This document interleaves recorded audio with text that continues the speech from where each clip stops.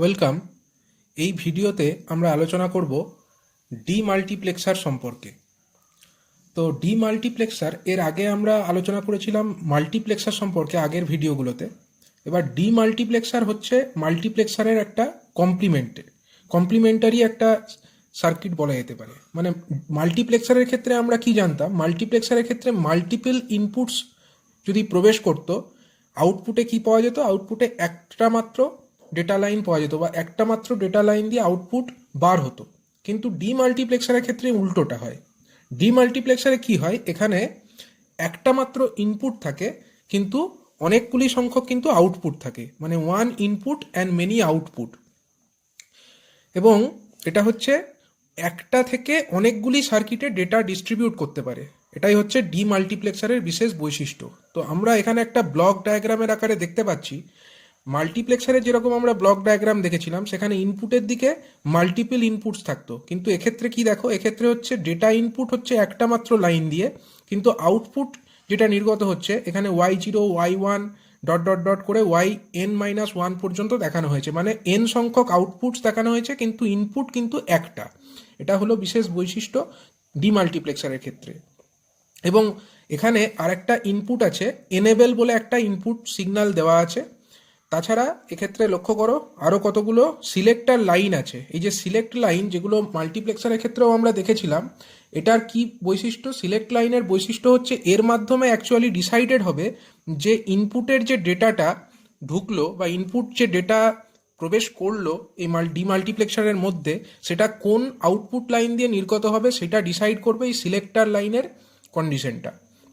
এবং এনেবেল যে ইনপুট এখানে একটা দেখানো হয়েছে, এর কাজ হচ্ছে যখন এনেবেলের ভ্যালু 0 থাকবে তখন কিন্তু সার্কিটটা অপারেট করবে না, মানে ডিমাল্টিপ্লেক্সার সার্কিট তখন কোনো ফাংশনই করবে না যদি এনেবেল ইনপুটটার ভ্যালু 0 থাকে। অন্যদিকে যদি এনেবেল ইনপুটের ভ্যালু 1 থাকে তখন কিন্তু ডিমাল্টিপ্লেক্সার তার যা স্বাভাবিক যা ফাংশন সেটা করবে। এবার ডিমাল্টিপ্লেক্সারের ক্ষেত্রে আমাদের দেখতে হবে যে কতগুলি ইনপুট থাকছে। ডিমাল্টিপ্লেক্সারে ইনপুট সবসময় একটি এবং আউটপুট হচ্ছে মাল্টিপল হবে। তো আমরা ধরে নিলাম যে আউটপুট হচ্ছে এন সংখ্যক। যদি এন সংখ্যক আউটপুট থাকে ডিমাল্টিপ্লেক্সারের, তখন নাম্বার অফ সিলেক্ট লাইন্স কত হবে। এক্ষেত্রে একটা রিলেশন আছে, রিলেশনটি এইরকম যে যদি এন স্মল এন যদি নাম্বার অফ আউটপুট লাইন্স হয় এবং স্মল এম এটা যদি নাম্বার অফ সিলেক্ট লাইন্স হয়, তাহলে small N is equal to 2 M হবে। মানে ধরা যাক নাম্বার অফ আউটপুট লাইন্স আছে আমার দুটো, তাহলে সিলেক্ট লাইন কটা থাকবে। নাম্বার অফ আউটপুট লাইন্স যদি আমরা দুটো ধরি, তাহলে এন ইকুয়াল টু যদি 2 হয়, সেক্ষেত্রে আমরা 2 ইকুয়াল টু কি লিখতে পারি, 2 তার মানে এম এর ভ্যালু তখন 1 হবে, মানে number of select line is equal two হবে 1। যদি এন এর ভ্যালু আমার 4 হয়, সেক্ষেত্রে 4 ইজ ইকাল টু কি লেখা যায়, 2 তখন এম কত হচ্ছে, এটা হয়ে যাচ্ছে 2, মানে নাম্বার অফ সিলেক্ট লাইন হয়ে যাচ্ছে, সিলেক্ট লাইন তখন হয়ে যাচ্ছে 2। অনুরূপভাবে এন যদি আমার 8 হয়, তখন 8 ইজ ইকাল টু লেখা যেতে পারে 2 মানে তখন সিলেক্ট লাইনের সংখ্যা হয়ে যাবে 3টে। অনুরূপভাবে এন যদি আমার 16 হয়, মানে নাম্বার অফ আউটপুট যদি 16 হয়, তখন কিন্তু নাম্বার অফ সিলেক্ট লাইন্স হয়ে যাবে 16 হলে এন ইজিক্যাল টু 16 হলে 16 ইজিক্যাল টু লেখা যায় 2 তখন নাম্বার অফ সিলেক্ট লাইন্স হয়ে যাবে 4টি। মানে depending upon the number of output lines কতগুলো সিলেক্ট লাইন্স থাকবে সেটা কিন্তু ডিসাইডেড হয়। এবং এই যে নাম্বার অফ আউটপুট সেই অনুযায়ী কিন্তু ডিমাল্টিপ্লেক্সারের নামকরণও করা হয়। মাল্টিপ্লেক্সারের ক্ষেত্রে আমরা নামকরণের ক্ষেত্রে কি লিখতাম, যদি আমরা বলতাম 2:1 বা 2:1, তার অর্থ হচ্ছে নাম্বার অফ ইনপুটস দুটো এবং নাম্বার অফ আউটপুটস হচ্ছে একটা। কিন্তু ডিমাল্টিপ্লেক্সারের ক্ষেত্রে যেহেতু উল্টো, তাহলে প্রথমে এক্ষেত্রে যদি নামকরণটা এরকম হবে যে 1:2 বা 1:2 ডিমাল্টিপ্লেক্সার, এর অর্থ হচ্ছে নাম্বার অফ ইনপুট 1, যেটা ডিমাল্টিপ্লেক্সারের ক্ষেত্রে অলওয়েজ ট্রু, এবং নাম্বার অফ আউটপুট হচ্ছে দুটো। যদি বলা হয় 1:4 ডিমাল্টিপ্লেক্সার, তখন নাম্বার অফ ইনপুটস হবে একটা, নাম্বার অফ আউটপুটস হবে 4টি। যদি বলা হয় 1:8 ডিমাল্টিপ্লেক্সার, তখন নাম্বার অফ ইনপুট হবে একটা এবং নাম্বার অফ আউটপুট হবে 8টি। যদি বলা হয় 1:16 ডিমাল্টিপ্লেক্সার, তখন নাম্বার অফ ইনপুট হবে একটা, নাম্বার অফ আউটপুটস হবে 16টি। এবং depending on the number of outputs কতগুলো সিলেক্ট লাইন থাকবে সেটা ডিসাইডেড হবে। এবার আলোচনা করা যাক প্রথমে 1:2 ডিমাল্টিপ্লেক্সারের ব্যাপারে। তো 1:2 যে ডিমাল্টিপ্লেক্সার তার আমরা একটা ব্লক ডায়াগ্রাম এখানে দেখাচ্ছি।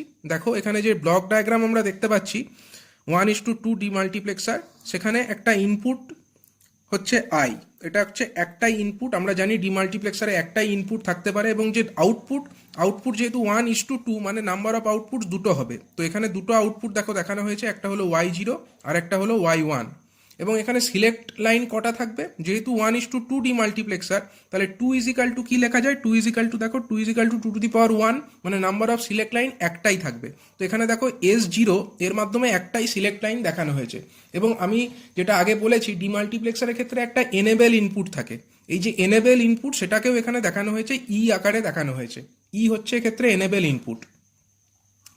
এবার ডিমাল্টিপ্লেক্সারের ক্ষেত্রে যদি আমরা দেখি যে এর নাম্বার অফ সিলেক্ট লাইন বার করার একটা ফর্মুলাও আছে, যেমন n আমরা জানি 2m, যেখানে n হচ্ছে number of outputs and small m এটা হচ্ছে নাম্বার অফ সিলেক্ট লাইন্স। তো দুদিকে যদি আমরা লগ নিয়ে নিই তাহলে উইথ বেস 2 আমরা দেখতে পাচ্ছি log with base 2 small n that equal to, এদিকেও যদি লগ নিই তাহলে m log 2 মানে হচ্ছে 1, তার মানে স্মল m মানে number of select line that is equal to log n with base 2। এই ফর্মুলার সাহায্যে আমরা directly number of select line কিন্তু নির্ণয় করতে পারি।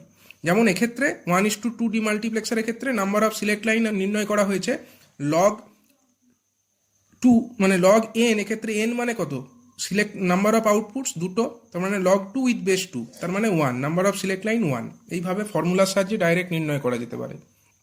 এরপরে আমরা এর ট্রুথ টেবিলে আসবো, এটা হচ্ছে ট্রুথ টেবিল। ট্রুথ টেবিলটা লক্ষ্য করো, ট্রুথ টেবিলের ক্ষেত্রে আমরা দেখিয়েছি প্রথমে ই, তারপরে হচ্ছে S0 মানে এনেবেল ইনপুট এবং তারপরে আসছে S0। তো এনেবেল ইনপুটের ভ্যালু যদি 0 হয়, যদি এনেবেল ইনপুট যদি 0 হয় তখন কিন্তু ডিমাল্টিপ্লেক্সার ফাংশন করবে না, এটা আমরা আগেই বলেছি। তাহলে ডিমাল্টিপ্লেক্সার যদি ফাংশন না করে সেক্ষেত্রে কিন্তু Y0 0 হবে এবং Y1ও 0 হবে। সেক্ষেত্রে S0 ভ্যালু যাই হোক না কেন, মানে ই যদি 0 হয় মানে এনেবেল ইনপুট যদি 0 হয় সেক্ষেত্রে S0 ভ্যালু 0 হলেও Y0 এবং Y1 দুটোর ভ্যালু 0 হবে, এবং যদি ই 0 হয় সেক্ষেত্রে S0 ভ্যালু 1 হলেও Y0 Y1 দুটোই 0 হবে। মানে তখন কিন্তু চিপটা কোনো রকম ফাংশন করবে না যদি এনেবেল ইনপুটের ভ্যালু 0 হয়। তাহলে চিপটা ফাংশন করবে কখন, ডিমাল্টিপ্লেক্সারের চিপটা ফাংশন করবে একমাত্র তখনই যখন এনেবেল ইনপুটের ভ্যালু 1 হবে।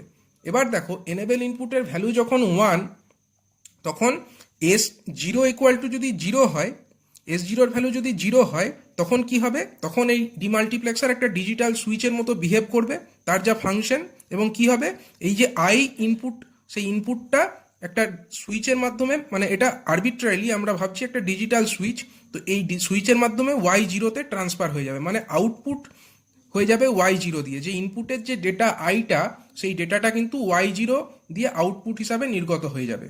আর যদি ই 1 হয় মানে চিপটা এনেবেল কন্ডিশনে আছে এবং S0 এর ভ্যালু যদি 1 হয় তখন কি হবে, এই ইনপুটটা তখন Y1 এই লাইনটির সঙ্গে কানেক্টেড হয়ে যাবে, ইনপুট Y1 দিয়ে নির্গত হবে। তখন আউটপুটের ক্ষেত্রে আমরা কি পাচ্ছি, আউটপুটে দেখো Y1 I পাচ্ছি, কিন্তু Y0টা তখন 0। আর যখন আমার ই 1 এবং S0 0 ছিল তখন দেখো Y0 I পেয়েছিলাম এবং Y1 0 পেয়েছিলাম। এক্ষেত্রে I মানে কি, I মানে হচ্ছে ইনপুট, মানে যা ইনপুট সেই ইনপুটের ডেটাটা প্রথমে যখন S0 0 তখন Y0 দিয়ে নির্গত হবে, এবং যখন S0 1 তখন এই I ডেটাটা Y1 এই লাইনটা দিয়ে নির্গত হবে। তো এই যে আমরা ডেটাটা পেলাম বা এই যে ট্রুথ টেবিল পেলাম, সেই ট্রুথ টেবিল থেকে আমরা যদি এর আউটপুট ইকুয়েশন লিখতে চাই তো আমরা আউটপুট ইকুয়েশন কিসের লিখতে পারি, আমরা দুটো আউটপুট এক্ষেত্রে পাচ্ছি, একটা Y0 আউটপুট এবং একটা Y1 আউটপুট। তো Y0 তার ক্ষেত্রে আমরা কি লিখতে পারি, Y0 কখন কোন ক্ষেত্রে আউটপুট পাচ্ছি, একমাত্র এই কন্ডিশনে আমরা Y0-র একটা ভ্যালু পাচ্ছি। তো এই কন্ডিশনের যে কোরেসপন্ডিং যে লজিক এক্সপ্রেশন সেটা কি হবে, দেখো এই যখন Y0 আমরা আউটপুট পাচ্ছি তখন ই এর ভ্যালু হচ্ছে 1, S0-র ভ্যালু হচ্ছে 0, মানে আমরা ই 1 মানে কি বলতে পারি, ই, অনলি ই, আর S0 equal to 0 that corresponds to, তার মানে হচ্ছে S0 কমপ্লিমেন্ট, কারণ S0 ভ্যালু তো 0, তার জন্য আমরা যদি আউটপুট হিসাবে লিখতে চাই Y0 কে, তো আমরা লিখব কি Y0 equal to E and S0 complement and I0, এটাই হলো আমার Y0। অনুরূপভাবে যদি আমরা Y1 এর এক্সপ্রেশন লিখতে চাই, Y1 এর এক্সপ্রেশন, Y1 কখন আউটপুট পাচ্ছি, একমাত্র এই কন্ডিশনে, একমাত্র এই কন্ডিশন ছাড়া দেখো বাকি সব কন্ডিশনে কিন্তু Y1 এর ভ্যালু 0, একমাত্র আউটপুট পাওয়া যাচ্ছে এই কন্ডিশনটায়। তো এই কন্ডিশনের ক্ষেত্রে আমরা কি লিখতে পারি লজিক এক্সপ্রেশনে, তখন দেখো E equal to 1, S0 equal two also 1, তার মানে ই অ্যান্ড S0, দেখো এখানে কিন্তু কমপ্লিমেন্ট নেই কারণ এটা দুটোই 1, তার জন্য ই অ্যান্ড S0 অ্যান্ড আই মানে এক্ষেত্রে হচ্ছে ইনপুট, মানে Y1 এর ভ্যালু কি হবে E and S0 and I. এইভাবে আমরা এই ট্রুথ টেবিল থেকে লজিক এক্সপ্রেশনটা বা আউটপুট ইকুয়েশনটা লিখে ফেলতে পারি। এইভাবে আমরা Y0 এবং Y1 এর ভ্যালু লিখে ফেললাম। এরপরে যদি বলা হয় লজিক সার্কিট ড্র করতে, লজিক সার্কিট ড্র করার জন্য আমরা কি করব, আমরা এক্ষেত্রে একটাই আমার সিলেক্ট লাইন যেটাকে আমরা S0-কে দেখিয়েছি, এবং যেহেতু S0 এবং S0 কমপ্লিমেন্ট দুটোই ইউজ হয়েছে, তো আমরা একটা নট গেট ইউজ করে কি করেছি, নট গেটের ইউজ করে এখানে একটা S0 কমপ্লিমেন্টও ডিরাইভ করে নিয়েছি। এবার দেখো এই যে S0 কমপ্লিমেন্ট আর এই S0, এবার আমাদেরকে ডিরাইভ করতে হবে একটা Y0 এবং একটা Y1, এটাকে আমাদেরকে ডিরাইভ করতে হবে।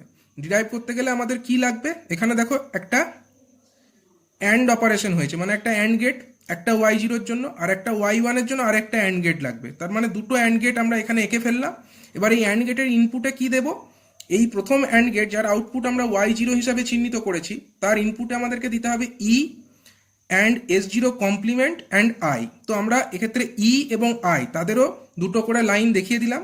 এবার আমাদেরকে নিতে হবে ই থেকে একটা ইনপুট, একটা নিতে হবে S0 কমপ্লিমেন্ট। S0 কমপ্লিমেন্ট আমরা এই যে S0-র পরে নট গেট লাগিয়ে একটা S0 কমপ্লিমেন্ট পেয়েছি, সেই S0 কমপ্লিমেন্ট একটা প্রবেশ করালাম, এবং তার সঙ্গে আমাকে অ্যান্ড করতে হবে কাকে, আইকে। তো এখান থেকে আই এর যে করেসপন্ডিং লাইন সেখান থেকেও একটা ইনপুট দিলাম। তাহলে এই টোটাল ইনপুটে কি কি ঢুকলো, একটা ঢুকলো ই, একটা হলো S0 কমপ্লিমেন্ট, আর একটা হলো আই, এবং এই অ্যান্ড গেটের আউটপুটে কি পাবো Y0, এবং Y0-র ভ্যালু কত হবে E and S0 complement and I. অনুরূপভাবে যদি আমাদেরকে Y1 নির্ণয় করতে হয়, Y1 ইকুয়াল টু আমরা কি পেয়েছি ই অ্যান্ড S0 অ্যান্ড আই। তো আমরা ই থেকে একটা লাইন নেব, একটা লাইন আমরা নেব S0 থেকে, আগেরটির ক্ষেত্রে আমরা S0 কমপ্লিমেন্ট থেকে নিয়েছিলাম, কিন্তু এক্ষেত্রে আমরা S0 থেকে একটা লাইন ইনপুটে নিচ্ছি, এবং আরেকটা আমরা আই থেকে নিচ্ছি, দিয়ে এই অ্যান্ড গেটের ভেতরে প্রবেশ করালাম, এবং অ্যান্ড গেটের আউটপুট থেকে আমরা যেটা পেলাম সেটা হচ্ছে Y1। তার মানে এইভাবে আমরা একটা ডিমাল্টিপ্লেক্সার থেকে এই ডেটাটা আমরা আউটপুট হিসাবে পাচ্ছি। তো এই যে টোটাল ব্লকের মধ্যে যে জিনিসটা আমরা দেখাবো, এই ব্লকের মধ্যে যে থাকা জিনিসটা সেটা কিন্তু চিপের মধ্যে থাকবে। এই যে রেক্ট্যাঙ্গুলার ব্লক হিসাবে আমি দেখালাম, এই রেক্ট্যাঙ্গুলার ব্লকের মধ্যেকার যে জিনিস সেটাই হলো 1:2 ডিমাক্সের ভেতরকার সার্কিট। তো বাইরে থেকে আমরা কি দেখতে পাবো, বাইরে থেকে আমাদের কাছে অ্যাভেলেবেল থাকবে খালি S0 অর্থাৎ সিলেক্ট লাইন, একটা ইনপুট আই আর একটা ই, এবং দুটো আউটপুট Y0 এবং Y1, এটা আমাদের কাছে অ্যাভেলেবেল থাকবে, এবং ভেতরের যে ইন্টারনাল সার্কিট সেটা হবে এই রকম। এইভাবে একটা 2:1 ডিমাল্টিপ্লেক্সার ফাংশন করে।